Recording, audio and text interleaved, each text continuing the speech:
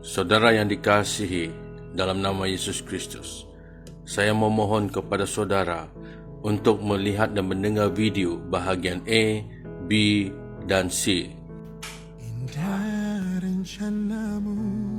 Tujuan saudara adalah untuk mencari nama Bapa dan Anak dan Roh Kudus itu. Saudara sudah maklum bahawa tidak pernah ada baptisan di dalam nama Bapa dan Anak dan Roh Kudus, kerana saudara melihat di ayat yang ke-17, di mana ada di antara para murid Yesus Kristus itu, mereka ragu-ragu semasa mereka menyembah dan melihat Yesus Kristus. Matius bab 28 ayat 17, ketika melihat dia, mereka menyembahnya, tetapi beberapa orang ragu-ragu.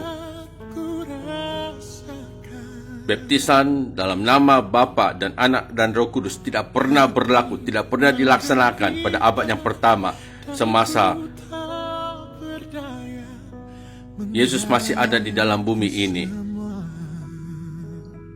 Kerana Yesus belum dimuliakan, kerana Roh Kudus belum lagi digenapi.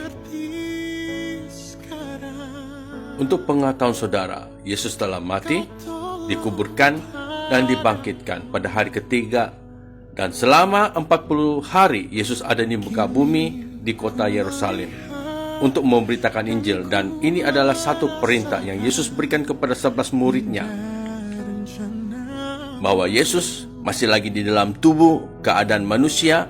Yesus memerintahkan 11 murid supaya tidak meninggalkan Yerusalem, tetapi mesti menetap dan tinggal di Yerusalem. Mari kita melihat di dalam Kisah Para Rasul bab 1 ayat ke. Yesus memerintahkan 11 murid. Pada waktu itu Yesus masih lagi manusia, masih lagi dalam keadaan tubuh manusia. Mari kita melihat di dalam Kisah Para Rasul bab 1 ayat yang ke. Pada suatu hari ketika ia makan bersama-sama dengan mereka, ia melarang mereka meninggalkan Yerusalem dan menyuruh mereka tinggal di situ menantikan janji Bapa, yang demikian katanya telah kamu dengar daripada aku. Ayat 5, sebab Yohanes membaptis dengan air, tetapi tidak lama lagi kamu akan dibaptis dengan Roh Kudus. Mari kita melihat di Kisah Para Rasul bab 1 ayat 9. Setelah Yesus terangkat ke syurga, sesudah ia mengatakan demikian, terangkatlah ia disaksikan oleh mereka, dan awan menutupnya dari pandangan mereka. Ayat 11, dan berkata kepada mereka, hai orang-orang Galilea, mengapa kamu berdiri melihat ke langit? Yesus ini yang terangkat ke syurga meninggalkan kamu, akan datang kembali dengan cara yang sama seperti yang kamu melihat dia naik ke syurga. Saudara melihat bahwa Yesus terangkat ke syurga dalam kemanusiaan, dalam tubuh manusia selama 10 hari, dan ke 10 hari Yesus turun sebagai Roh Kudus. Pada hari Pentakosta, Yesus turun dalam bentuk Roh Kudus. Mari kita melihat di dalam Kisah Para Rasul bab 2 ayat 1 hingga ayat yang ke. Kisah Para Rasul bab 2 ayat 1. Ketika tiba hari Pentakosta, semua orang percaya berkumpul di satu tempat. Tiba-tiba turunlah dari langit suatu bunyi seperti tiupan angin keras yang memenuhi seluruh rumah di mana mereka duduk.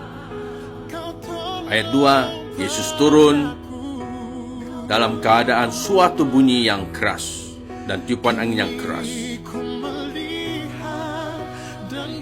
Ayat 3, dan tampaklah kepada mereka lidah-lidah seperti nyala api yang bertebaran dan hinggap pada mereka masing-masing. Ayat 4, maka penuhlah mereka dengan Roh Kudus, lalu mereka mulai berkata-kata dalam bahasa-bahasa lain seperti yang diberikan oleh Roh itu kepada mereka untuk mengatakannya. Yesus naik ke syurga dalam kemanusiaan tubuh manusia. Pada hari Pentakosta, Yesus turun sebagai Roh Kudus.